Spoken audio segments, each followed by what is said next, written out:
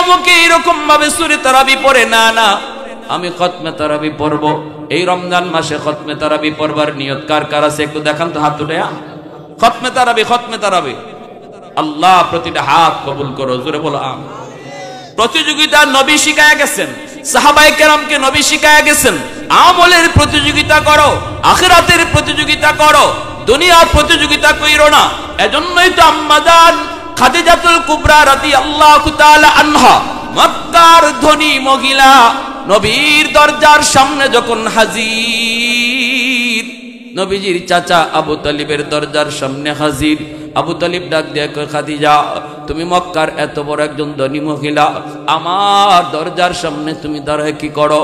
খাদিজা বলেন, আমি আপনার কাছে ভিক্ষা চাই। নবীজির চাচা আবু তালিব কোন, আপনি আমার কাছে ভিক্ষা চান, আমি আপনারে কি ভিক্ষা দিব? আপনি তো মক্কার মানুষকে সাহায্য করেন, সবাই তো আপনার কাছ থেকেই সাহায্য নেয়, আমি আপনারে কে সাহায্য করব? আমার কাছে তোমাকে দেওয়ার মতো কি আছে? আম্মা জান খাদিজাতুল কুবরা রাদিয়াল্লাহু তাআলা আনহা বলে, চাচা গো, আপনার কাছে দেওয়ার মতো আছে, সেটা হলো আপনার ভাতিজা মুহাম্মদ। আপনার ভাতিজা মুহাম্মদের সাথে আমাকে বিয়ে পড়ায়া দেন, আমাকে কি আপনার ভাতিজার বউ বানায়া আপনার বাড়ির উঠানটা ঝাড়ু দেওয়ার সুযোগ দিবেননি? এই কথা বলতেই চাচা বলতেছেন, খাদিজা তাহলে আমার ভাতিজা মুহাম্মদের সাথে আমি একটু পরামর্শ করে নিই। নবীজির কাছে চলে গেলেন নবীর চাচা আবু তালিব, যায় বলতেছে, ভাতিজা সুযোগ সব সময় আয় না, মক্কার সবচেয়ে ধনী মহিলা খাদিজা বাবা আমার দরজার সামনে হাজির, তোমাকে আমার কাছে ভিক্ষা চাই, ভিক্ষা। বাবার একটু কও তুমি রাজি নি, রাজি হয়ে গেলে আমাদের কপাল খুলে যাবে, আমাদের আর কোনো অভাব থাকবে না রে বাবা। কো না বাবা তুই রাজি নি? আল্লাহর নবী কো, চাচা তুমি কি রাজি নি? আবু তালিব কয়, হ বাবা আমি এক পায়ে রাজি, তুমি খালি একটু রাজি হইলেই চলে। আল্লাহর নবী কয়, হ চাচা আমিও রাজি, তবে শর্ত হলো তিনটা। শর্ত কয়টা? একটু জোরে বলেন, কয়টা? अबू बकर उमर नक्श कदम तेरा न छोड़ा, अबू बकर उमर नक्श कदम तेरा न छोड़ा, आयो शाक नबी वाके असरार मदीना, सुल्तान का सुल्तान है सुल्तान मदीना, सुल्तान का सुल्तान है सुल्तान मदीना, सरकार का सरकार है सरकार मदीना, गुलजार का गुलजार है गुलजार मदीना। अल्लाह ने मक्का ही में एक काबा बनाया, इस काबा का काबा तेरी मरकद को बनाया, अल्लाह ने मक्का ही में एक काबा बनाया, इस काबा का काबा तेरी मरकद को बनाया, ऐसा लम्हा जी चले जा राह मदीना, सुल्तान का सुल्तान है सुल्तान मदीना, सरकार का सरकार है सरकार मदीना, गुलजार का गुलजार है गुलजार मदीना। मोहब्बतेर साथे जबान खुले अल्प समय जिकिर करी, राजी आছি সবাই ইনশাআল্লাহ। লা ইলাহা ইল্লাল্লাহ, জুড়ে লা ইলাহা ইল্লাল্লাহ।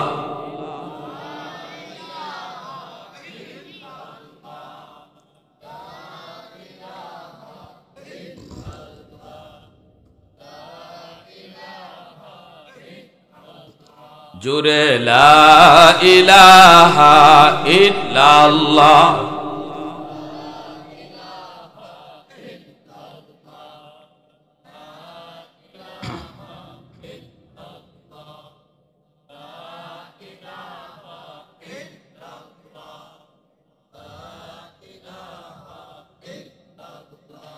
ये जिक्र खुदा दिल में सदा रखने दिया कर, और नक्श खुदा दिल में जमा रखने दिया कर। क्या जाने हक इस्लाम है कोई फजल इलाही, हर वक्त दरे कल्ब खला रखने दिया कर।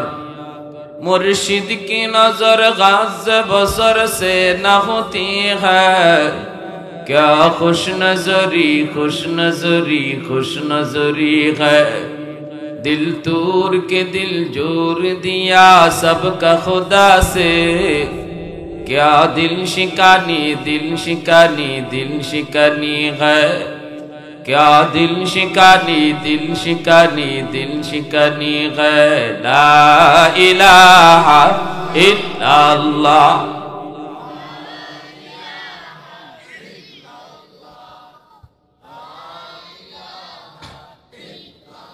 ला इलाहा इल्लल्लाहु मुहम्मदुर रसूलुल्लाह।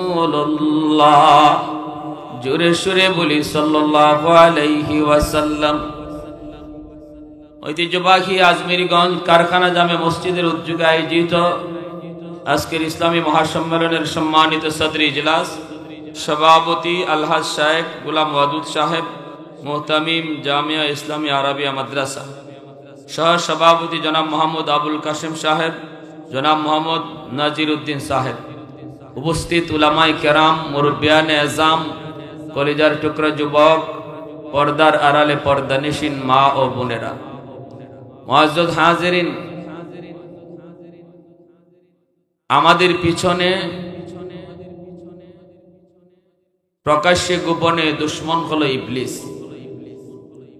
ইবলিস আল্লাহর সাথে ওয়াদা করে আসছে যে মানুষের কারণে আজকে আমি জাহান্নামী হলাম, এই মানুষ কেমন করে জান্নাতে যায় আমি ইবলিস দেখব। এই ধরনের চ্যালেঞ্জ করে আসছে, মানুষ কিভাবে জান্নাতে যায় আমি দেখব। কারণ আদম আলাইহিস সালামকে সেজদা না দেওয়ার অপরাধে ইবলিস জাহান্নামী, ঠিক কিনা? এজন্য আদম সন্তানের উপরে ইবলিসের খুব রাগ, খুব যে আদমের কারণে আজকে আমি লানতের তখ্ত গলায় নিয়ে ঝুলতেছি, তাহলে এই মানুষ কি করে জান্নাতে যায় এটাও আমি দেখব। যার কারণে ইবলিস পদে পদে, ডানে বামে সামনে পিছনে সর্ব জায়গায় ইবলিস তার জাল বিছায় রাখবে, ষড়যন্ত্রের জাল। কোন দিক দিয়ে আমরা যাব সে তার জালে আবদ্ধ করতে চাবে। কিন্তু আল্লাহ বলে দিয়েছেন আমার মুখলেস বান্দা যারা, তাদের ক্ষতি তুই করতে পারবি না। কাদের ক্ষতি করতে পারে না? যারা মুখলেস। কারা মুখলেস? গুনাহ হয়ে যাওয়াটা বড় অপরাধ না, গুনাহ হয়ে যাওয়াটা বড় অপরাধ না। কারণ ইবলিস সেই চ্যালেঞ্জ দিয়ে আসছে গুনাহ করাবে। আল্লাহও জানেন ইবলিসে তার বান্দা বান্দিরে গুনাহ করায় দিবে, গুনাহ হয়ে যাবে। কিন্তু গুনাহ করার পর বা গুনাহ হয়ে যাওয়ার পর যে মানুষটা সাথে সাথে তওবা করে না, এটা হলো সবচেয়ে বড় অপরাধ। গুনাহ হয়ে যাওয়াটা অপরাধ না। যার কারণে আল্লাহ আমার তিলাওয়াতকৃত আয়াতে এই কথা বলছেন, আমার যে সকল বান্দারা গুনাহ হয়ে যাওয়ার পর তওবা করে ফেলবে সাথে সাথে, আমি আল্লাহ তার পিছনের জীবনের যত গুনাহ আছে এই সব গুনাহকে আমি নেকি দিয়া বদলাই দিব। সুবহানাল্লাহ, আরো আওয়াজ দিয়ে বলেন। ইল্লা মান তাবা ওয়া আমানা ওয়া আমিলা আমালান সালিহা ফাউলাইকা ইউবাদদিলুল্লাহু সাইয়্যাতিহিম হাসানাত ওয়া কানাল্লাহু গফুরার রহিমা। আল্লাহ পাক বলেন, কিন্তু আমার যেই সকল বান্দা বান্দি তওবা করে ফেলবে, ঈমান আনবে, নেক আমল করবে, আমি আল্লাহ তার গুনাহগুলোকে নেকি দ্বারা বদলায় দিব। গুনাহ তার যেই পরিমাণ হোক না কেন, তওবা করার কারণে আল্লাহ পাক ওই পরিমাণ গুনাহকে আল্লাহ নেকি বানায় দেন। সুবহানাল্লাহ, তওবার কত পাওয়ার দেখছেন। গুনাহ যদি কারো আমলনামার ভিতরে মনে করেন 200 কোটি গুনাহ, তওবা করার খাতিরে আল্লাহ পাক ওই 200 কোটি গুনাহকে আল্লাহ 200 কোটি নেকি বানায় দিবেন। কত বড় খুশখবর, কত বড় সুসংবাদ তওবাকারীর জন্য। পাহাড় পরিমাণ যদি তোমার গুনাহ হয়, সাগরের ফেনা পরিমাণ গুনাহ যদি তোমার হয়, আল্লাহ পাক এই আয়াতের ভিতরে খুশখবর দিয়া বলেন, পবিত্র কোরআনের সূরা ফুরকান, আল্লাহ বলেন, বান্দা যদি তুমি খাটে দিলে তওবা করতে পারো, আমি আল্লাহ সাগর পরিমাণ গুনাহকে সাগর পরিমাণ নেকি বানায় দিব। পাহাড় পরিমাণ গুনাহকে আমি আল্লাহ পাহাড় পরিমাণ নেকি বানায় দিব। এজন্যই তওবাকারী তওবার সাথে সাথে আল্লাহ পাকের কাছে এসে গুনাহগারের নাম থেকে, খাতা থেকে নাম কাইটা আল্লাহ পাক সাথে সাথে ওলির খাতায় নাম উঠায় দেয়। কারণ তার আমলনামায় কোনো গুনাহ নাই, শুধু আছে নেকি আর নেকি। কই নেকি করতে গিয়ে আসলো, নেকি তো করে নাই। কই নেকি করা লাগবে না, গুনাহ তওবার কারণে গুনাহ পরিমাণ আল্লাহ নেকি তো আল্লাহ নিজেই বানায় দিছে। যদি আল্লাহর হক তুমি কাজা করে নাও, তোমার দ্বারা যদি আল্লাহর হক নষ্ট হয়ে থাকে, ওই হকটা তুমি পূরণ করে নাও। মানুষের হক যদি তোমার দ্বারা নষ্ট হয়ে থাকে রে যুবক, এইবার মানুষের হকটা তুমি ফিরায় দাও, তাহলে আল্লাহ পাক রব্বুল আলামিন ওই তোমার তওবাটাকে আল্লাহ পাক রব্বুল আলামিন গুনাহ যে পরিমাণ এই পরিমাণ নেকি বানায় দিবে। যেই মানুষটা তওবা করার আগে ছিল গুনাহগার, তওবার পরে হয়ে যায় আল্লাহর ওলি। বসার আগে গুনাহগার, বসার পরে সে আল্লাহর ওলি। বসার আগে গুনাহগার, বইসা দিলে দিলে তওবা করেছে। তওবা মানুষকে শোনায় করতে হয় না, চেয়ারম্যানের কাছে যাও বলতে হয় না, ইমাম সাহেবের হাত ধরে তওবা করতে হয় না। তওবা করার জন্য কোনো মানুষের হাত ধরতে হয় না, শুধু আল্লাহর কাছে বলবা, আল্লাহর কাছে নিজের গুনাহটা বলবা। আল্লাহর কাছে বলাও লাগবে না, আল্লাহ তো জানি। গুনার কথা ইয়াদ করে শুধু আল্লাহর কাছে তুমি দিলে দিলে তওবা করো। মানুষের কাছে নিজের গুনার কথা বলতে নাই। স্ত্রীর কাছে কখনো নিজের গুনার কথা বলবা না। বন্ধুর কাছে কখনো গুনার কথা বলতে যেও না, কারণ আজকে তোমার স্ত্রী আপন, হাসরের মাঠে সে তোমার দুশমন হতে পারে। আজকে তোমার বন্ধু তোমার আপন, হাসরের মাঠে সে তোমার দুশমন হতে পারে। কিয়ামতের ময়দানে বলবে, মালিক কেমনে তুমি তারে জান্নাত দাও? আমি তো তার এই গুনাহটা জানি, আমি তো তার গুনার খবর জানি। আল্লাহ পাক রব্বুল আলামিনের কাছে তখন তোমাকে আমাকে আটকায় দিবে। দুনিয়াতে হাসির চলে, গুনার কথা কোনো বন্ধুরে তুমি বলছো, কিন্তু হাসরের মাঠে সে তোমার জন্য বিপদ হয়ে দাঁড়াবে, বিপদ। আল্লাহ বলবে, বান্দারে আমি তোর গুনাহটা গোপন রাখতে পারলাম, কিন্তু তুই তোর গুনাহ গোপন রাখতে পারলি না। এজন্য আল্লাহ পাক রব্বুল আলামিন তওবাকারীকে ভালোবাসার কথা আল্লাহ আগে এনেছেন। আল্লাহ পাক বলেন, ইন্নাল্লাহা ইউহিব্বুত তাওয়াবিন ওয়া ইউহিব্বুল মুতাতাহহিরিন। আল্লাহ বলেন, তওবাকারীকে আমি আল্লাহ ভালোবাসি। যারা গুনাহ করে না তাদেরকেও আল্লাহ বলেন আমি ভালোবাসি। কিন্তু যারা গুনাহ করার পর তওবা করে, তাদের ভালোবাসার কথা আল্লাহ আগে আনছেন। সুবহানাল্লাহ। জোরে সাহাবায়ে কেরাম গুনাহ করে, তাহলে তারা সত্যের মাপকাঠি হয় কেমনে? পাগলের ভাগলামি কথা। এই আয়াতের ভিতরে আল্লাহ পরিষ্কার বুঝাইলেন, বান্দার দ্বারা গুনাহ হয়ে যাওয়াটা অপরাধ না, তওবা না করাটা অপরাধ। ঠিক কিনা জোরে বলেন? সাহাবায়ে কেরামের দ্বারা গুনাহ হয়েছে, কারণ তারা নিষ্পাপ না। নবীগণ নিষ্পাপ, সাহাবায়ে কেরাম নিষ্পাপ না, সাহাবায়ে কেরামের দ্বারা গুনাহ হয়েছে। কিন্তু এমন একজন সাহাবী দেখাও যে সাহাবী গুনাহ করার পর এই গুনার উপরে মজবুত ছিল, গুনাহটা হয়ে যাওয়ার পর এমন তওবা আল্লাহর কাছে করছে, আল্লাহর কাছে এমন তওবা করছে, আল্লাহ পাক সাথে সাথে তার উপর রাজি হয়ে গেছে। এজন্যই তো আল্লাহ পাক কয়, আমার নবীর সাহাবীদেরকে তোমরা অনুসরণ করো, আমার নবীর সাহাবীদের মতো ঈমান আনো, আমার নবীর সাহাবীদের মতো জীবন গড়ো। নবীও বলেছেন, আসহাবি কান্নুজুম বিআইয়িহিম ইক্তাদাইতুম ইহতাদাইতুম।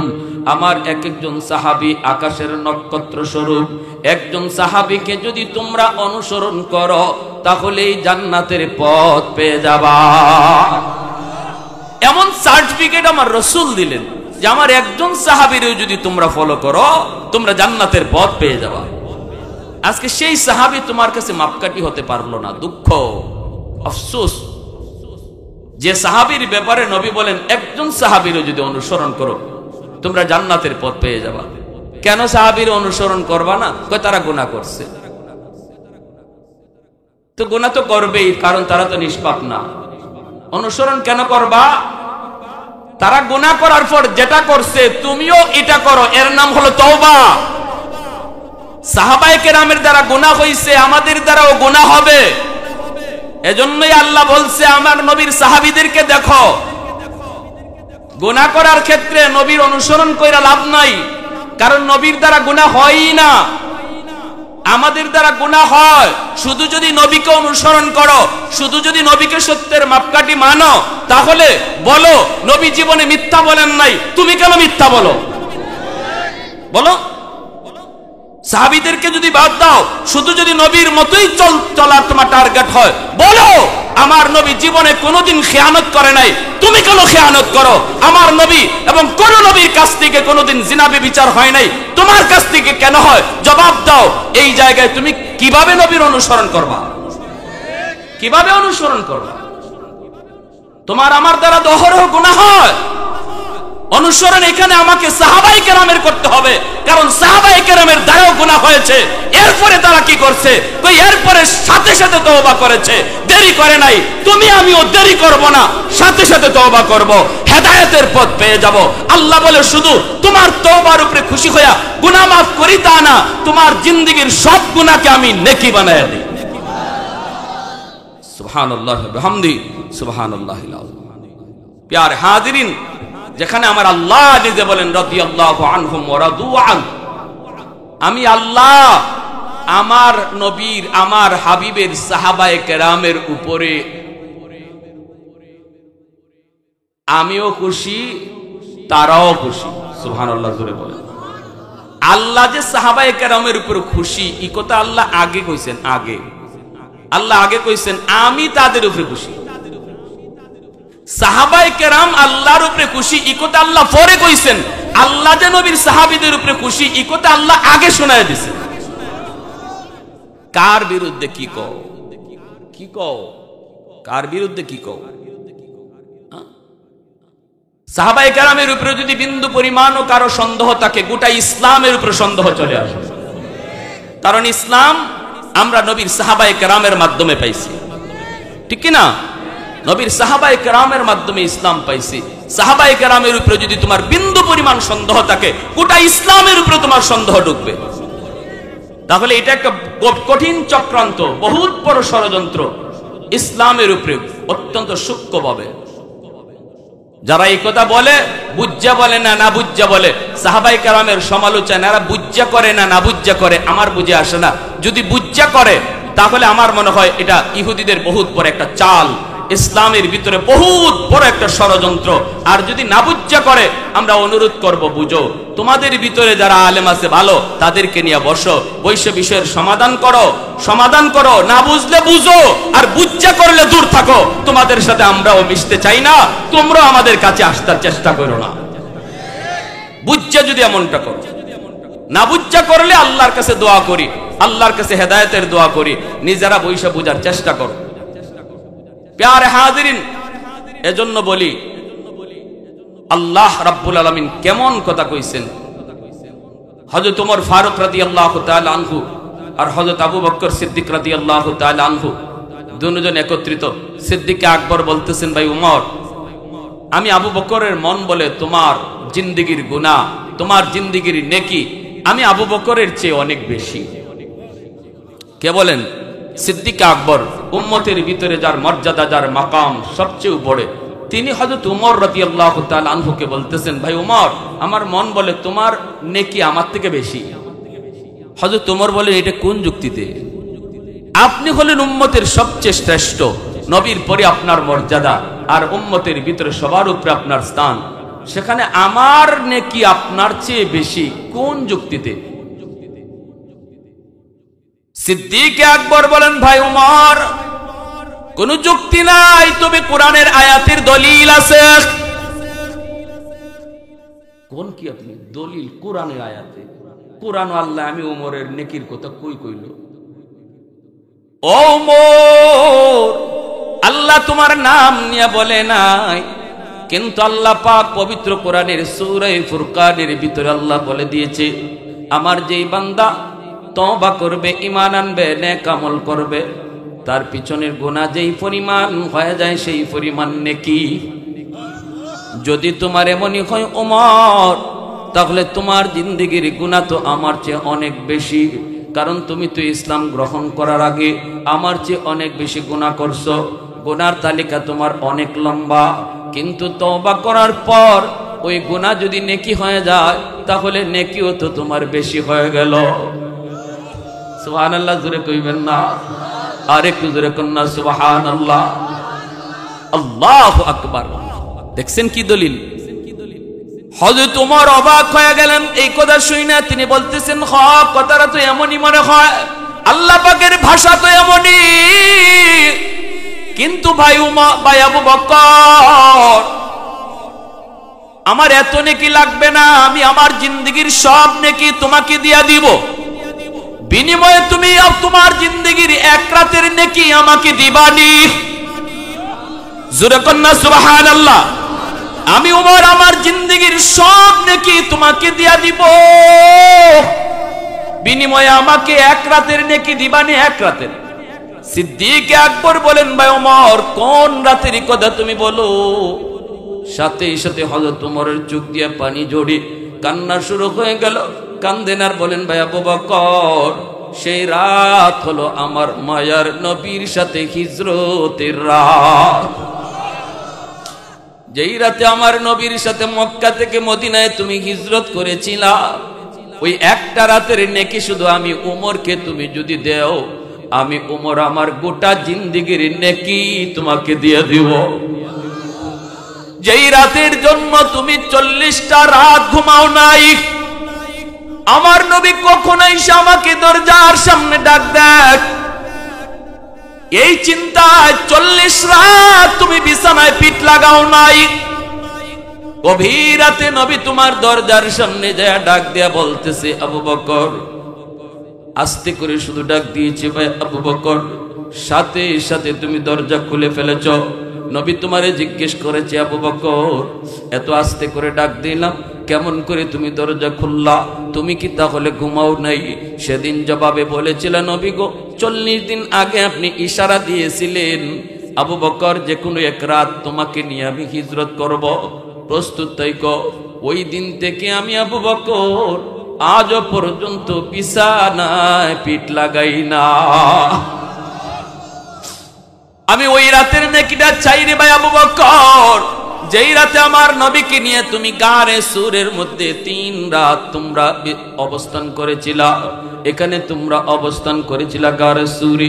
সেই জায়গায় যাওয়ার পর এত উঁচা পাহাড়, এই পাহাড়ের উপরে হলো গুহা, এই গুহায় তুমি নবীকে নিয়ে আশ্রয় নিয়েছো, কিন্তু পাহাড়টা বেয়ে বেয়ে কেমন করে উঠছো, কেমন করে উঠছো?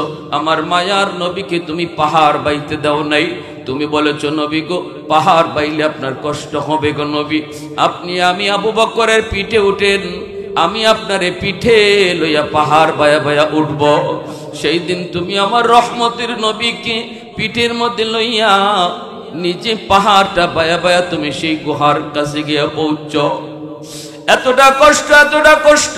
নবীকে যেই পিঠে উঠাইছে সেই তো উম্মতের মধ্যে আগে চলে গেছে। বুরাক নবীর পিঠে উঠাইছে, বুরাক সবার আগে চলে গেছে। আবু বকর নবীকে পিঠে উঠাইছেন, আবু বকর উম্মতের ভিতরে আগে চলে গেছে। আম্মা জান, আমার নবী মায়ার নবীর দুধমা হালিমা সাদিয়া রাদিয়াল্লাহু তাআলা আনহার উটনি শিশুকালে আমার নবীকে পিঠের মধ্যে উইটা সকল উটনির আগে নবীর দুধমা হালিমা সাদিয়ার উটনি আগে চলে গেছে। অতএব বোঝা গেল নবী যখন যার পিঠে উঠে সেই সবার আগে চলে যায়। গুহার কিনারায় গেলা, যাওয়ার পরে তুমি নবীকে ঢুকতে দিলা না। তুমি বলতেছো নবী গো আপনি এখানে একটু দাঁড়ান, আমি একটু ভিতরে ঢুকবো। ঢুকে দেখি গুহাটা নিরাপদ কিনা। গুহার ভিতরে যদি কোনো হিংস্র জীব জানোয়ার থাকে, আমার ক্ষতি হয়ে গেলে উম্মতের তেমন ক্ষতি হবে না গো নবী।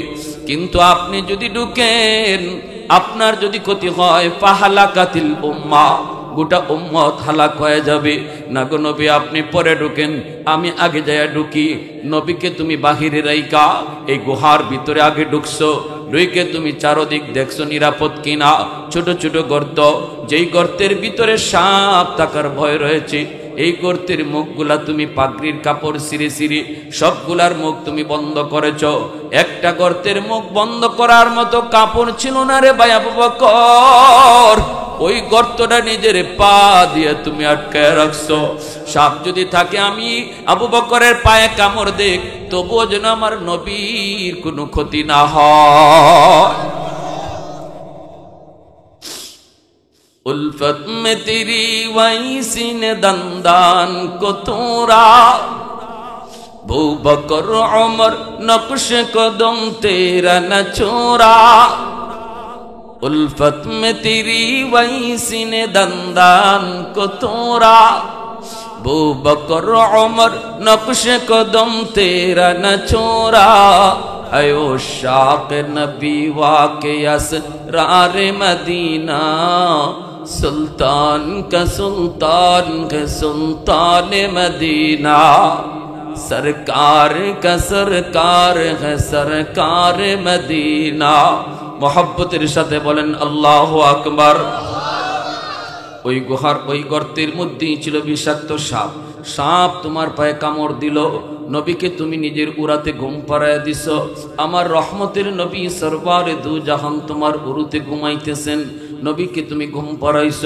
অথচ গুহায় ঢোকার পর ঘুমানোর প্রয়োজনটা ছিল তোমার বেশি, কারণ তুমি 40টা রাত ঘুমাও নাই। তারপরেও নিজে না ঘুমায়া, নিজে বিশ্রাম না নিয়া আমার নবীকে তুমি ঘুম পাড়াইছ। নবীজি তোমার উরাতে মাথা রাইকা ঘুমাইতেছেন, আর তুমি নয়ন জোড়াইয়া আমার রহমতের নবীর নূরানি চেহারা তুমি দেখতেছ। এত কাছে থেকে আমার নবীকে আমি উমর জীবনও কোনোদিন দেখি নাই। এত সময় এত কাছে থেকে আমার নবীর নূরানি চেহারা তুমি আবু বকর ছাড়া কেউ এত কাছে থেকে দেখে নাই। তারপরে এই সাপে তোমার কামড় দিল। বিষাক্ত সাপের বিষের কত যন্ত্রণা, যে কামড় খাইছে সে জানে, যে কামড় খাইছে সে জানে। এই বিষাক্ত সাপের বিষের যন্ত্রণা তুমি হজম করেছ। আহু শব্দটা মুখ দিয়ে বের করলা না, কারণ আওয়াজ করলে আমার নবীর ঘুম ভেঙে যাবে। বডিটা তুমি নাড়াচাড়া করো না, বডিটা একটু নাড়াচাড়া করলে পরও আমার নবীর ঘুম ভাঙবে। দাঁতে দাঁতে কামড় খায়া তুমি সাপের বিষের যন্ত্রণা হজম করেছ। এক ফোঁটা চোখের পানি নবীর গাল মোবারকে পড়ে গেল, সাথে সাথে নবীর ঘুম ভেঙে গেল। নবী বলতেছে আবু বকর কাঁদো কেন? নবী গো আমার পায়ে সাপে কামড় মারছে। নবী গো আবু বকর আমি নবীর ডাক দিলা না কেন? না গো নবী আপনার ঘুম ভাঙলে কষ্ট হয়, এজন্য আমি আপনারে ডাক দেই নাই। আল্লাহর নবী সাথে সাথে লব মুবারক হাতে নিয়া এই জায়গায় লাগানো মাত্রই আমার আল্লাহ পাক নবীজির লবের মধ্যে কি পরিমাণ মেডিসিন রাখছেন, কি পরিমাণ অ্যান্টিবায়োটিক রাখছেন নবীর লব মুবারকে লাগানো মাত্রই বিষাক্ত সাপের বিষ পানি হয়ে গেল। আরেকটু জোরে সুবহানাল্লাহ। এজন্যই হযরত ওমর বলতেছেন ভাই আবু বকর আমি আমার জিন্দেগীর সব নেকি তোমাকে দিয়ে দিব, বিনিময়ে শুধু আমাকে ওই রাতের নেকিটা তুমি দিবানি। মোহাব্বতের সাথে একটু জিকির করি, লা ইলাহা ইল্লাল্লাহ।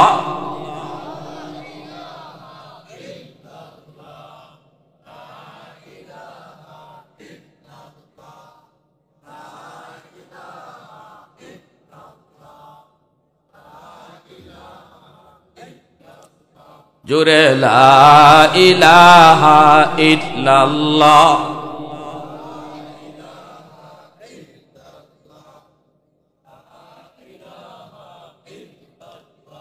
লা ইলাহা ইল্লাল্লাহু মুহাম্মাদুর রাসূল। জোরে বলেন সাল্লাল্লাহু আলাইহি ওয়াসাল্লাম।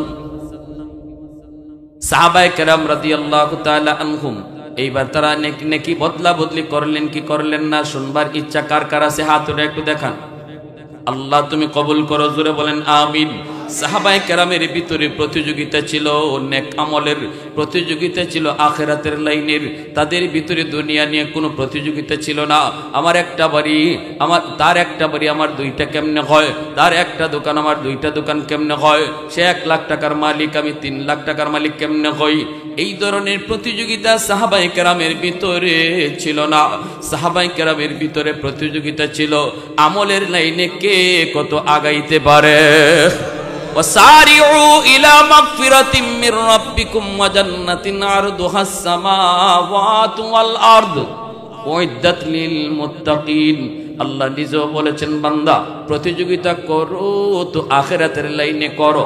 সুবহানাল্লাহ, জোরে বলেন। তুমি প্রতিযোগিতার বস্তু বানাও। আমার ওই ভাই 3 দিন দাওয়াতে তাবলীগে সময় লাগাইছে, আমি কেমনে 1 চিল্লা লাগাবো? এই প্রতিযোগিতা তোমার ভিতরে আনো। সে 1 চিল্লা লাগাইছে, আমি 3 চিল্লা কেমনে লাগাবো? ঠিক কি না? প্রতিযোগিতা করা এটা। সে মসজিদে জিয়া 2 ওয়াক্ত নামাজ পড়ে, আমি 5 ওয়াক্ত নামাজ পড়বো। সে তাহাজ্জুদে 2 রাকাত নামাজ পড়ে, আমি 4 রাকাত পড়বো। অমুকে কি অমুকে এরকম ভাবে সূরা তারাবি পড়ে, না না আমি খতমে তারাবি পড়বো। এই রমজান মাসে খতমে তারাবি পড়বার নিয়ত কার কার আছে একটু দেখান তো হাত উঠায়া। খতমে তারাবি, খতমে তারাবি। আল্লাহ প্রতিটা হাত কবুল করো, জোরে বলো আমিন।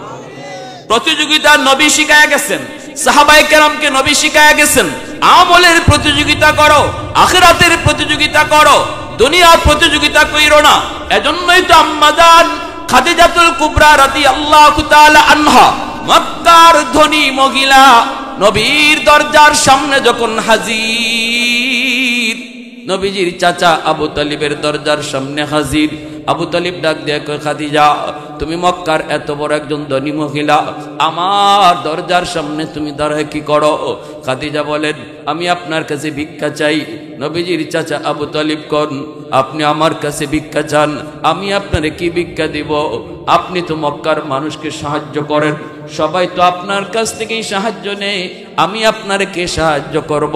আমার কাছে তোমাকে দেওয়ার মতো কি আছে? আম্মাজান খাদিজাতুল কুবরা রাদিয়াল্লাহু তাআলা আনহা বলে, চাচা গো আপনার কাছে দেওয়ার মতো আছে, সেটা হলো আপনার ভাতিজা মুহাম্মদ। আপনার ভাতিজা মুহাম্মদের সাথে আমাকে বিয়ে পড়ায়া দেন, আমাকে কি আপনার ভাতিজার বউ বানায়া আপনার বাড়ির উঠানটা ঝাড়ু দেওয়ার সুযোগ দিবেননি? এই কথা বলতেই চাচা বলতেছেন, খাদিজা তাহলে আমার ভাতিজা মুহাম্মদের সাথে আমি একটু পরামর্শ করে নিই। নবীজির কাছে চলে গেলেন নবীর চাচা আবু তালিব, যায় বলতেছে, ভাতিজা সুযোগ সব সময় আয় না, মক্কার সবচেয়ে ধনী মহিলা খাদিজা বাবা আমার দরজার সামনে হাজির, তোমাকে আমার কাছে ভিক্ষা চাই, ভিক্ষা। বাবারে একটু কও তুমি রাজি নি, রাজি হয়ে গেলে আমাদের কপাল খুলে যাবে, আমাদের আর কোনো অভাব থাকবে না রে বাবা। কো না বাবা তুই রাজি নি? আল্লাহর নবী কো, চাচা তুমি কি রাজি নি? আবু তালিব কয়, হ বাবা আমি এক পায়ে রাজি, তুমি খালি একটু রাজি হইলেই চলে। আল্লাহর নবী কয়, হ চাচা আমিও রাজি, তবে শর্ত হলো 3টা। শর্ত কয়টা? একটু জোরে বলেন কয়টা? নবীজির চাচা আবু তালিব চলে গেলেন আম্মা জান খাদিজাতুল কুবরার কাছে, যা বলতেছেন, খাদিজা আমার ভাতিজাও রাজি, আমিও রাজি, তবে আমার ভাতিজার শর্ত দিছি 3টা, মানবাইনি। আম্মা জান বলেন, শর্ত 3টা না 99টাও আমি মানতে রাজি, 99টাও আমি মানতে রাজি, আমি মানতে রাজি। আমার নবীর উপরে এত ফেদা তিনি কেমনে হলেন? কারণ নবীজি আম্মাজান খাদিজাতুল কুবরার আন্ডারে চাকরি করছেন, ওনার ব্যবসা পরিচালনা করেছেন। আম্মাজান দেখেছেন নবী যখন তার ছাগল রাখালি করে, আম্মাজান ছাদের উপর থেকে তাকায় তিনি দেখতেন কেমনে রাখাল ছাগল রাখালি করে। আম্মাজান ছাদের উপর থেকে দেখেন আমার নবী পাথরে হেলান দিয়া বসা, আর নবীর মাথার উপরে একটা মেঘের টুকরা ছায়া দিতেছে। আরবের মরুভূমির ভিতরে এত গরম, নবীর মাথার উপরে একটা আবর ছায়া দিয়ে রাখছি। আর নবী কি 2টা সাপ, বড় বড় সাপ নবীজির পাশে আইসা ফনা দিয়া এইভাবে নবীরে বাতাস করতেছে। আম্মা জান তাকায় দেখছেন, কুয়ার কাছে গেছেন নবীজি ছাগলগুলিরে পানি পান করানোর জন্য। কুয়ার মধ্যে বালতি ফালায়া পানি আইনা মানুষ ছাগলকে পানি পান করায়, কিন্তু আম্মা জান ছাদ থেকে তাকায় দেখেন রাখাল, আমার রাখাল যখন এই কুয়ার কিনারায় গেল, কুয়ার পানি অটোমেটিক উপরে উঠে গেল, বালতি ফালাইতে হয় নাই। আর ছাগলগুলি যাইয়া পানি পান করে ভদ্র মানুষের মতো বসা। ছাগল যেখানে মানুষের কথা শুনে না, সেই ছাগলগুলা আমার নবীর সামনে ভদ্র তার সাথে বসা আছে। একটু জোরে আওয়াজ দিয়া কোন সুবহানাল্লাহ। এতে আম্মা জান পাগল। এজন্যই নবী কই, চাচা আমি রাজি আছি, তবে শর্ত 3টা। নবীজি বলতেছেন আমার 1 নাম্বার শর্ত হলো আপনার যত সম্পদ আছে। নবীজির চাচা আবু তালিব কানে কানে যায় কয়, ভাতিজা একটু কই দিবা সব সম্পদ আমার তোমারে দিয়া লাইতো, তাহলে আমাদের আর অভাব থাকবে না। নবী কই, চাচা রাখেন না, আমার কথাটা শেষ হোক।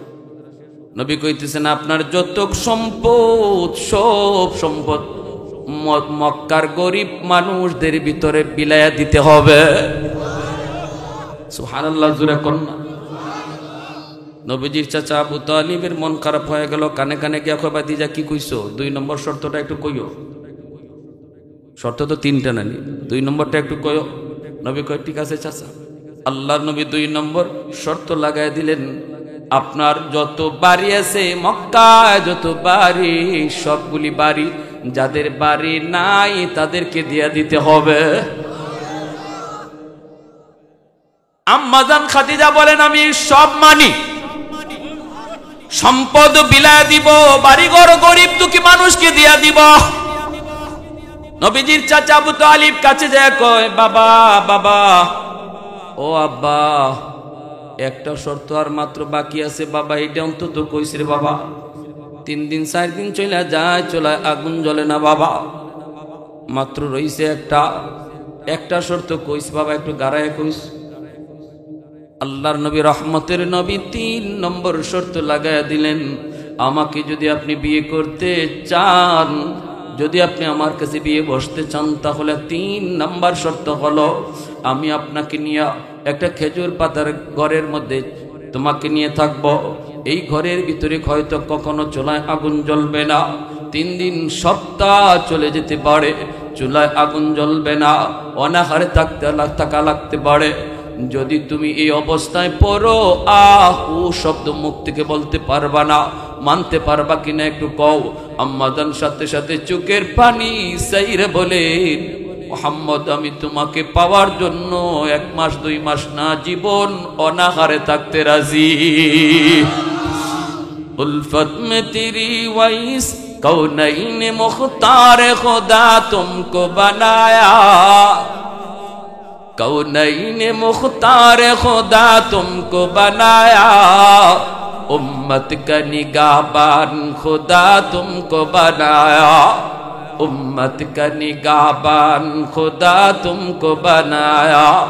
मौला मेरा आका मेरा रहमत की नबी है, तजदार मदीना है तो माह अरबी है, তাজদার মদিনা হে তো বাহে আরবি হে। একটু জোরে সুরে কোন আল্লাহু আকবার।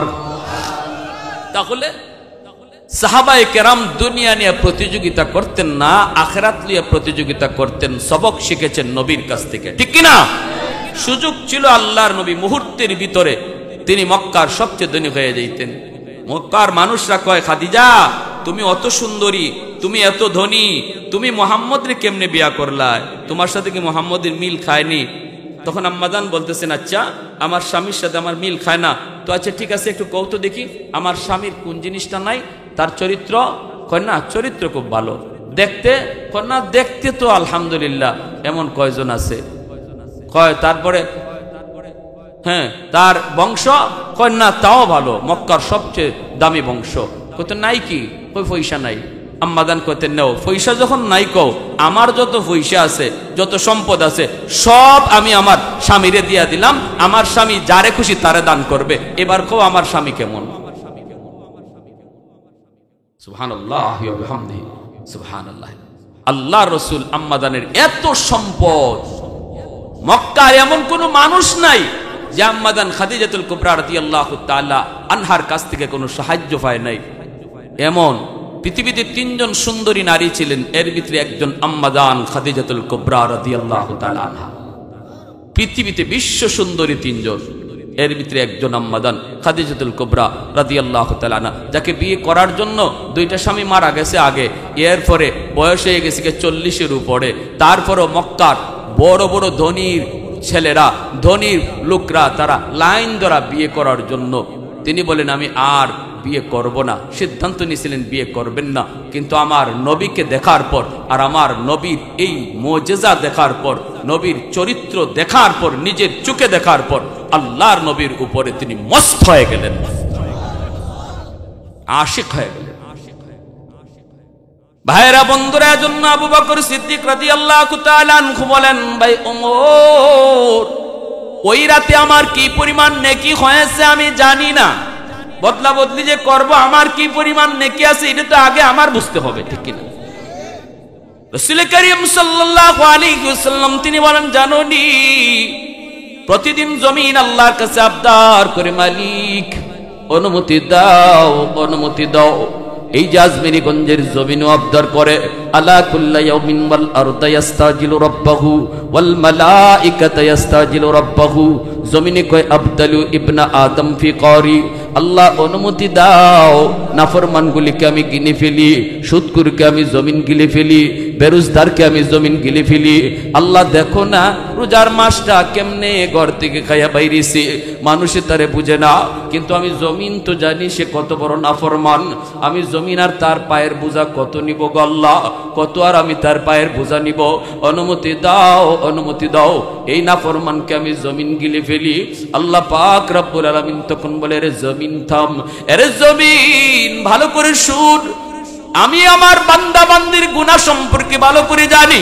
আমার বান্দারা এই জমিনের ভিতরে কত গুনাহ করে, কত অন্যায় করে, কত অত্যাচার করে, কত জুলুম করে, আমি সব দেখি, সব জানি। এরপর আমি কেন ধরি না জানুনি? কারণ এই মানুষকে আমি আল্লাহ আমার নিজের হাত দিয়া বানাইছি।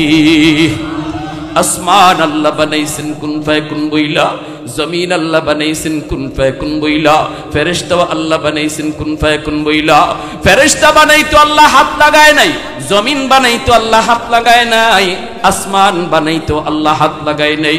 কিন্তু আল্লাহ বলে, খালাকতু বিয়াদাইয়া, এই মানুষ বানাইতে আমি আল্লাহ আমার নিজের হাত লাগাইছি। কারণ এই মানুষ এই কপাল দিয়ে আমার কদমে সেজদা দিবে, হয়তো আজকে সেজদা দেয় না, কালকে সেজদা দিবে, ফজর পড়ছে না, জোহরে আইসে সেজদা দিবে, জোহর পড়ে না, আসরে আইসা হয়তো সেজদা দিবে। আল্লাহ কয় এখনো বুঝে না, হয়তো কোন মাহফিলে গিয়া কোন একজন আল্লাহর ওলির কথা শুই না, কখন জানি আমার বান্দা চোখের পানি ঝরায়া আমি আল্লাহর কাছে তওবা করে ফেলে, তখনই তো আমি তার উপর এমন খুশি হই, গুনাহ যদি সাগর পরিমাণ হয়, সাগর পরিমাণ নেকি আমি বানায় দে। এ ভাইরা বন্ধুরা, হযরত ওমর বলতেছেন, ভাই আবু বকর রাজি নি? আবু বকর কই চলো আমরা নবীর কাছে যাই। যাই আল্লাহ নবীকে জিজ্ঞেস করি, নবী গো ওই রাতে আমার কি পরিমাণ নেকি হয়েছে? আল্লাহ নবী কই কেন? কই উমরের আমার সাথে তার জীবনের নেকি বদলা বদলি করতে চায় গো নবী। উমর তার জিন্দেগির সব নেকি আমাকে দিতে চায়। উমরের জীবনের নেকি কি পরিমাণ? রসুল কয় ও আয়েশা, আকাশে নক্ষত্রগুলা দেখতেছো নি? তারা তুমি দেখো নি? আম্মাদান কয় হগ নবী দেখতেছি তো। নবী কয় তারা গনতে পারবানি? আম্মাদান কয় অসম্ভব, তারা তো গোনা যায় না। রসুল কয় আমার একজন সাহাবী আছে যার নেকি তারার চেয়েও বেশি। আম্মাজান তখন কয় নবী গো নাম কি? আম্মাজানের মনের ভিতরে ছিল আবু বকরের নামটাই তো নবী বলবে, কিন্তু নবী কয় জানোনি সে হলো আমার উমর ফারুক রাদিয়াল্লাহু আনহু। আম্মাজানের মনটা একটু খারাপ, মনে করছেন বাবার নামটা রসুল বলবেন। এইবার নবী কয় আয়েশা মনটা খারাপ, মনে করছো তোমার বাবার নাম বলবো? তোমার বাবার নেকি কি পরিমাণ জানোনি? জানোনি কি পরিমাণ নেকি? এই যে নবী বলতেছেন আবু বকর এক রাতের নেকি উমর চায়, জীবনের নেকি তোমাকে দিতে চায়। আমি বলি শোনো, তোমার এক রাতের নেকি যদি এক পাল্লায় রাখা হয়, আল্লাহু আকবার জোরে বলো, ওই দিনে তোমার এক রাতের নেকি যদি এক পাল্লায় রেখে দেওয়া হয় আবু বকর, আর উমর সহ গোটা উম্মতের নেকি যদি এক পাল্লায় রাখা হয়, তোমার পাল্লা ভারী হয়ে যাবে। মুসলমানের আওয়াজে কও না সুবহানাল্লাহ, আরো জোরে আল্লাহু আকবার। হয় নাই আরো জোরে আল্লাহু আকবার। सिद्दीक तेरा नाम से इस्लाम रखेगा, सिद्दीक तेरा नाम से इस्लाम रखेगा, दुनिया की सदाकत में तेरा नाम रहेगा, दुनिया की सदाकत में तेरा नाम रहेगा, फारूक तेरा नाम से इस्लाम रखेगा, दुनिया की अदालत में तेरा नाम रहेगा, दुनिया की अदालत में तेरा नाम रहेगा, उस्मान तेरा नाम से इस्लाम रहेगा, दुनिया की सखावत में तेरा नाम रहेगा, हैदर तेरा नाम से इस्लाम रहेगा, दुनिया की शजाअत में तेरा नाम रहेगा, मुआविया तेरा नाम से इस्लाम रहेगा, दुनिया की सियासत में तेरा नाम रहेगा, दुनिया की सियासत में तेरा नाम रहेगा। मुसलमानेर आवाज़े बोलें अल्लाहु अकबर, आरो जोरे अल्लाहु अकबर। মক্কার কাফিররা যখন আল্লাহ কইছে আমার নবীর সাহাবীদের মতো ঈমান আনো, মক্কার কাফিররা কয় আমরা কি নির্বুদ্ধের মতো বুকাদের মতো আমরা ঈমান আনবো? সাহাবায়ে কেরামরে বুকা কইছে, নির্বুদ্ধ কইছে। আল্লাহ কয় বন্ধু তোমার সাহাবীরে যারা নির্বুদ্ধ কয় জবাব তুমি দিও না, এই গালির জবাব আমি আল্লাহ দিতেছি। আলা ইন্নাহুম হুমুস সুবাহা, আল্লাহ বলে আমি বলতেছি আমার নবীর সাহাবীরা নির্বুদ্ধ না, যারা নির্বুদ্ধ কয় এরা নির্বুদ্ধ, যারা বুকা কয় এরা বুকা। সাহাবায়ে কেরামকে যদি কেউ গালি দেয়, আল্লাহর সুন্নত হেরে গালি দেওয়া। সাহাবীরে যে যেরকম গালি দিব হেরে এরকম গালি দেওয়া, এটা আল্লাহ শিখাইয়ে দিয়েছে। সব জায়গায় গালির জবাব দিতে কিন্তু আল্লাহ না করে। দেখছেন আল্লাহ কয় যদি জাহিলে তোমার কথা কয়, কোন মূর্খ যদি তোমার গালি দেলায় তুমি সালাম দিয়ে যাই উগা। আল্লাহ পাক কয় ইবাদুল্লাহ, ইবাদুর রহমানের প্রশংসা আল্লাহ এই কথা বলছে, ওয়া ইযা খাতাবাহুমুল জাহিলুনা ক্বালু সালামা, কইলো দূর বেটা তোর সাথে আমি মাতি না, যা বেটা গালাগালি করিও না, এটা ভালো না। কিন্তু এই জায়গায় আল্লাহ কয় যখনই আমার নবীর সাহাবীদের কেউ গালি দিব তখন আর নীরব থাকো না, ইগানো আর সুফিগিরি চলে না, গালি সময় মতো দেওয়াও সওয়াব। সাহাবীদেরকে যদি কেউ গালি দেয় তুমি উল্টা গালি দিতা, এটা তখন সওয়াব হয়ে যায়। আল্লাহ রাসূল সাল্লাল্লাহু আলাইহি ওয়াসাল্লাম বলেন ইযা রাআইতুমুল্লাযীনা ইয়াসুবুনা আসহাবি ফাকুলু লানাতুল্লাহি আলা শাররিকুম, তোমরা যদি দেখো আমার নবীর সাহাবীদেরকে কেউ মন্দ বলে তোমরা কইও তোর উপরে আল্লাহর লানত পড়ুক। আমার রসুল বলছেন তুমি পরিষ্কার জবাব দিয়ে দিও, তোর উপরে আল্লাহর লানত পড়ুক। তাহলে এই ব্যাপারে আল্লাহ ছাড় দেয় নাই, নবীও ছাড় দেয় নাই। হ্যাঁ, আল্লাহ ছাড় দেয়, নবীও ছাড় দেয় নাই। আল্লাহ যেখানে নবীর সাহাবীদের উপরে রাজি হয়ে গেল, তুমি কটায় আর মজায় কোত্থেকে আসলা? নবীর সাহাবীদের উপরে রাজি হইতে পারলা না। আল্লাহ কয় আমি রাজি, আর তুমি কও আমি রাজি না। কি ভাই বলেন? সাহাবায়ে কেরামের মতো। এজন্য আল্লাহ রসুল বলেছেন, আমার একজন সাহাবীর যদি অনুসরণ করো, তোমরা হেদায়েতের রাস্তা পাইয়া জান্নাত পর্যন্ত পৌঁছে যাওয়া। সাহাবায়ে কেরামের মতো জীবন গঠন করতে কারা কারা তৈয়ার আছেন? একটু হাত উঠায় দেখান। আল্লাহ কবুল করো। জোরে বলেন আমিন। আরো জোরে বলেন আমিন। আরো জোরে আমিন। ইয়ারে হাজিরিন, তারা ছিলেন নরমের জায়গায় নরম, গরমের জায়গায়। সাহাবায়ে কেরাম নরমের জায়গায় নরম, গরমের জায়গায়। আবু বকর সিদ্দিক গরম না নরম? আবু বকর সিদ্দিক হ্যাঁ নরম, নরম সাহাবী। আর হযরত উমর, ওরে আল্লাহ, এটা তো সবাই জানেন। হযরত উমর নরম না গরম? হযরত উমর যে রাস্তা দিয়ে যাইতেন, শয়তান এই রাস্তা দিয়া আইতই না। শয়তানে কইতো, আল্লাহ তার হাতে যেভাবে তলোয়ার খোলা থাকে, কোন দিন যে আমি বাটে পড়ি। এজন্য যদি দেখে হে আজিমগঞ্জের রাস্তা দিয়ে হযরত উমর আয়, হে বান্যার সঙ্গে রাস্তায় যায় ইবলিসে। এজন্য আল্লাহ রাসূল সাল্লাল্লাহু আলাইহি ওয়াসাল্লাম একদিন নবী এক জায়গায় দাঁড়ায় রয়েছেন, নবীরে দেখেও মহিলা ডুল বাজানি বন্ধ করে না। এক মহিলা ডুল বাজায়, আল্লাহ রাসূল দাঁড়ায় রয়েছেন, তাও ডুলই বাজায়। কিন্তু যেই হযরত উমর আসতেছেন, দেখেই সাথে সাথে ডুল বাজানি বন্ধ। তো হযরত উমর আসছেন, পরে আল্লাহ রাসূল মুস্কি হাসতেছেন। হযরত উমর বলেন, ইয়া রাসূলুল্লাহ হাসেন কেন? নবী কই, বেটির পাশে হাসি। আমি নবী এতক্ষণ ধরে খাড়াই রয়েছি, এর খবরই নেই, হে ডুল বাজায়। ওই আর যেই তোমারে দেখছে আইতেছো, সাথে সাথে হে ফেরেশতা। এজন্য আসি। হযরত উমর গরম হয়ে গেছেন। কি হযরত উমর মহিলারে কিছু কইবেন, তুই আমারে দেখিয়া বাজনা বাজানি বন্ধ করলে, অথচ আমার রসুল দাঁড়াই রয়েছে, তুই বাজনা বাজানি বন্ধ করলি না। হযরত উমর খালি এই কথাটা কইবেন, রসুল কর উমর খারাও, কিছু কইও না, মহিলার দোষ না।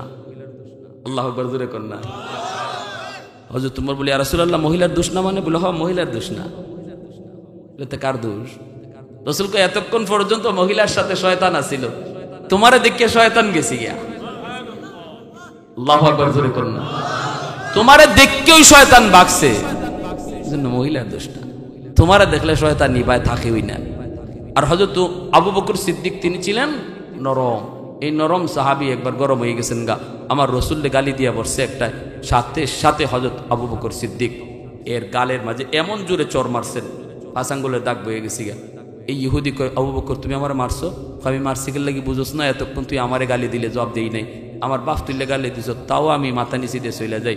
তুই আমার রসুলকে গালি দিয়ে দিবে, আর আমি না শূন্য না হোনার বান্দরে চলে যাই। আমি কের মুসলমান? ঠিক কিনা জোরে কন? এই বাংলাদেশের যুবক, আজমিরিগঞ্জের যুবক, এখন তো নামাজ কাজা হইতে পারে অনেক সময় অবহেলায়, কিন্তু রসুলকে যদি কেউ গালি দেয়, নবীর সাহাবীদেরকে যদি কেউ মন্দ বলে, এই জায়গায় যুবকরা একটু হাত উঠায় বলো, কেউ ছাড় দিতে রাজি নাই ইনশাআল্লাহ।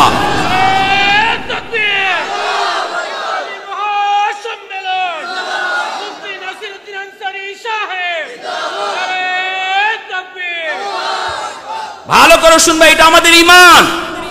সাহাবায়ে কেরামের প্রতি মহব্বত, এটা মুসলমানের ঈমান। এখানে কোনো ছাড় নাই। নবীর প্রতি মহব্বত ঈমান। আমার নবীকে অনুসরণ করব, নবীর সাহাবীদেরকে অনুসরণ করব।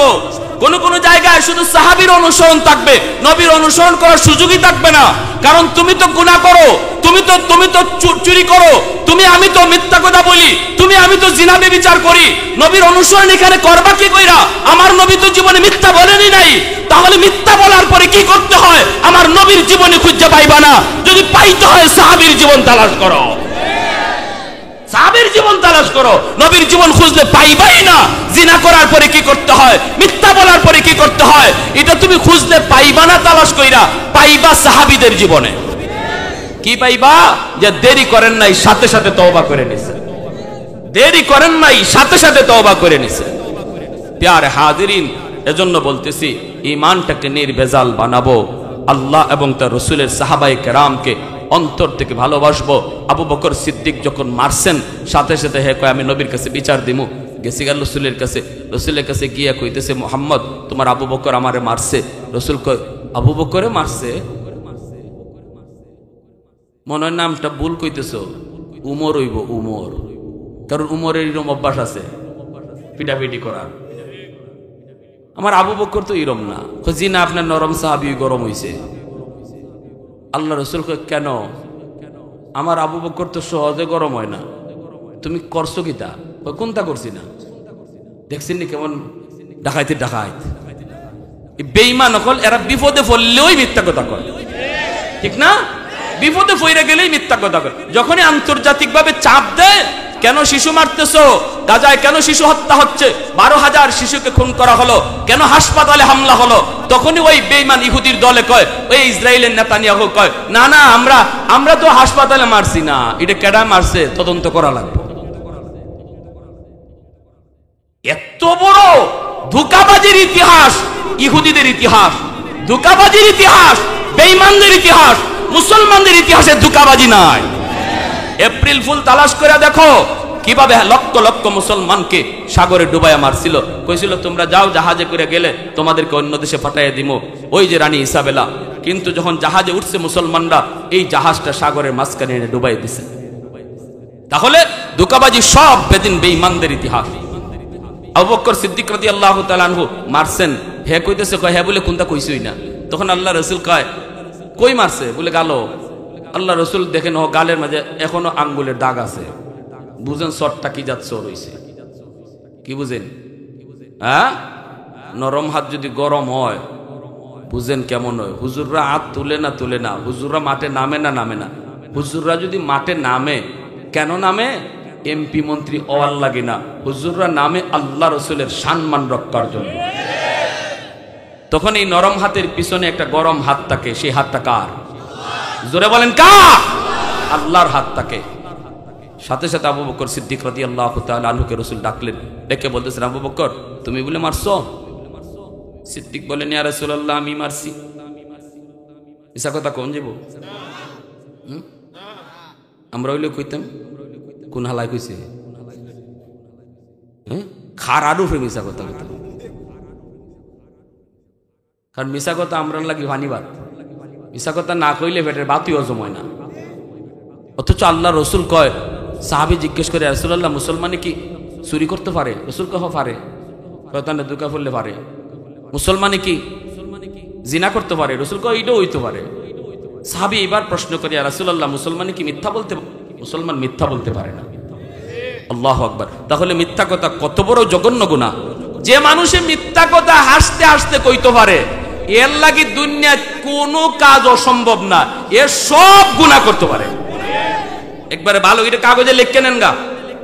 যে মিছা কথা খুব সুন্দর করে বানায় কইতে পারে, এর লাগি কোনো গুনাই গুনাহ না, সব সুজা। এটা এত বড় গুনাহ, এত বড় গুনাহ মিথ্যা কথা বলা। আবু বকর সিদ্দিক বলেন না আমি মারছি গো রাসূল। আল্লাহ রাসূল বলে আবু বকর আমি তো এটা কল্পনাও করছি না, এই কাম তোমার। আমি ভাবছি এটা আবু উমরের। কেন মারছো? ইয়া রাসূলুল্লাহ, নবী গো আমারে গালি দিছে, জবাব দিছি না। আমার বাপ তুললে গালি দিছে, জবাব দিছি না। এ আমারে সেতাই তো চায়, আমি তো সেতি না। কিন্তু যেই মাত্র আপনারে গালি দিছে, এটা তো আমার উপরে আইছে। রাসূলকে গালি দিব আর আমি আমার বাই কইয়া যাই মুগা দু, এ আমার রক্তের বাই লাগে যাইগা, এ আমার নেতা হয় যাইগা, না হুন্য না হুন্নার বান্দরে যাইগা। তাইলে তুমি তোমার নেতা লইয়া থাকতাই, আল্লাহ রসুল্লে ভাইতাই না, ঠিক কিনা? এখানে কোনো নেতাগিরি নাই, এখানে কোনো বাইয়ের রক্তের সম্পর্ক নাই, কোনো সম্পর্ক নাই। একটাই সম্পর্ক ইমানদারের থাকবে কার সাথে? আল্লাহ এবং রসুলের সাথে, ঠিক কিনা? সাথে সাথে আবু বকর সিদ্দিক বলে ইয়া রাসূলুল্লাহ আমি মারছি। তখন ইহুদি কয় কিতা? কয় না আপনি আবু বকরের মিথ্যা কথা কয়, আমি এমন কথা কইছি না। আমি যদি কিছু কই থাকি এটা হেরে কইছি, আপনারে আমি কোনটা কইছি না। আল্লাহ রসুল কয় আমার আবু বকর জীবনে মিথ্যা বলে নেই, কারণ তার উপাধি আল্লাহ দিছে সিদ্দিক। সুবহানাল্লাহ, জোরে বলেন। তারপরে আল্লাহ রসুল বলতেছে আবু বকর যেহেতু মুহাম্মদুর রাসূলুল্লাহর আদালতে বিচার আসছে, সাক্ষী প্রমাণ ছাড়া রায় দেয়া যাবে না। আবু বকর তুমি যে তারে মারছো সাক্ষী লাগবে না, তার গালই সাক্ষী। কিন্তু তোমার রসুল্লে যে গালি দিছে সাক্ষী আনো। আল্লাহ রসুল ভালো করে বুঝতেছেন সিদ্দিক আকবর এখানে সত্য, তিনি যা বলতেন সত্য, কিন্তু আদালত, আদালত তো আদালত। যদি বিচারক রাস্তা দিয়ে কোর্টে যাওয়ার সময় এজলাসে বসার আগে নিজের চোখে দেখতে যায় একটা খুন হইছে, কেডা খুন করছে এটা নিজেও দেখতে যায়, এরপরও বিচারক আসনে বসে চেয়ারে বসে বলতে পারবে না যে তুমি খুন করেছো আমি দেখেছি, বরং আদালতে সাক্ষীর মাধ্যমে প্রমাণ করতে হবে সে খুন করছে। কথাটা বুঝে আসছে? এটা হলো আদালতের সিস্টেম, বিচারের সিস্টেম। এজন্য আল্লাহর রসুল বলতেছেন আবু বকর সাক্ষী আনো। সিদ্দিক বলে ইয়া রাসূলুল্লাহ ওখানে কেউ ছিল না গো নবী, কেউ ছিল না, আমি সাক্ষী মানবো কারে? আল্লাহ রসুল বলেন আবু বকর সাক্ষী যদি আনতে না পারো তাহলে মুহাম্মাদুর রাসূলুল্লাহর আদালতে রায় হলো তুমি তারে যেইভাবে চর দিছো আজকে তোমাকেও সে এইভাবে একটা চর দিবে। সিদ্দিক আকবর আল্লাহর কাছে হাত উঠায় কয় মালিক কেউ ছিল না, কেউ শুনে নাই, কিন্তু সব তো তুমি শুনছো গো আল্লাহ।